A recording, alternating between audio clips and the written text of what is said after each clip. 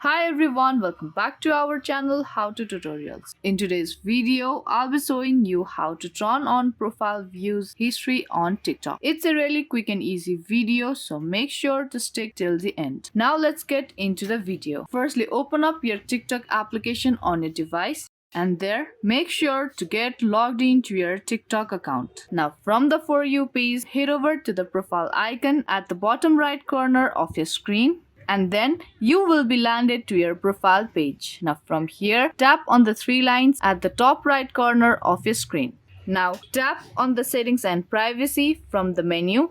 And then you will be landed to settings and privacy tab. Now from there, you have to tap on privacy option under account section. Now once you're in the privacy tab, scroll this page to the bottom. And then you will be able to see second last option, profile views. Now tap on that option and then you will be taken to this type of page. Now here it says that see who viewed your profile in the past 30 days and allow others to see that you viewed theirs. You will be notified of profile views if the notification is turned on. Only you can see who viewed your profile. You can turn this off anytime. Now tap on this toggle to turn on profile view history.